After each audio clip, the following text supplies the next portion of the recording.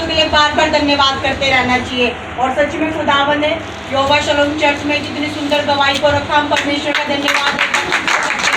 और बहन की गवाही ये है कि बहन के हस्बैंड को पिछले सप्ताह भाई को चिकन पॉक्स हो गया था और बहन कह रही कि हम डॉक्टर से दवाई भी लेके आए, 5 दिन की दवाई दी डॉक्टर ने, लेकिन हमने दुआ ज़्यादा की इस बात के लिए और भाई ने सिर्फ 2 ही खुराक खाई और परमेश्वर का धन्यवाद करते हैं भाई की वो बीमारी बिल्कुल ठीक हो चुकी है। और बहन परमेश्वर का धन्यवाद करती है।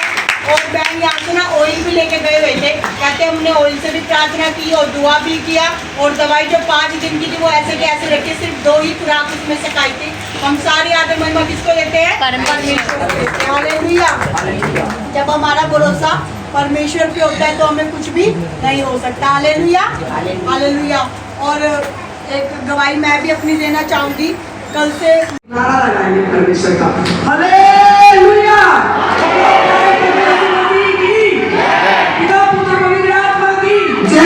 आज हम परमेश्वर की दया से इकट्ठे हुए हैं, खुदा का धन्यवाद करते हैं। मेरा नाम किरण पास्टर है और मैं हरियाणा से हूँ। खुदा मुझे लेके आया, मैं परमेश्वर का धन्यवाद करती हूँ और मुझे चुना अपनी महिमा के लिए, मैं उस परमेश्वर का धन्यवाद करती हूँ। 2013 में मेरे पास एक बहन का सुसमाचार आया था और हम जो कुछ बोलते हैं सभी यहाँ सभी के जीवन में अलग अलग गवाहियाँ। मैंने कहा था कि ये अंग्रेजों का परमेश्वर है, मैं इसे नहीं जानती और मैं किसी भी कीमत पे अपने भगवानों को या किसी चीज़ को नहीं छोड़ सकती। और वो बहन मुझे छोटा सा पेपर देके चली गई। 2013 की बात है, पर मैं उसके साथ जॉब करती थी। मैं शॉर्ट में ही बताऊंगी आपको अपनी गवाही, अपनी लाइफ की गवाही। परमेश्वर का धन्यवाद करते हैं और मैं ज़्यादा नहीं लूँगी, सिर्फ आपके 4-5 मिनट लूँगी।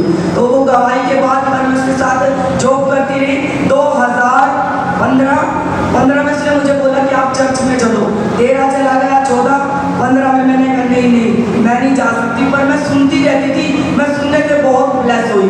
हमें दूसरों की बातों को, वचन को सुनना चाहिए, चाहे हम परमेश्वर को ग्रहण करें या नहीं। मैं सुनती रही और 2018 में वो बहन मुझे फिर से मेरे पास आई, क्योंकि जो कलाम है ना परमेश्वर का, जो बोलता है, सुसमाचार सुनाता है, वो फलवत जरूर होता है। हमें चिंता नहीं करनी चाहिए कि ये कब आएगा कब नहीं आएगा।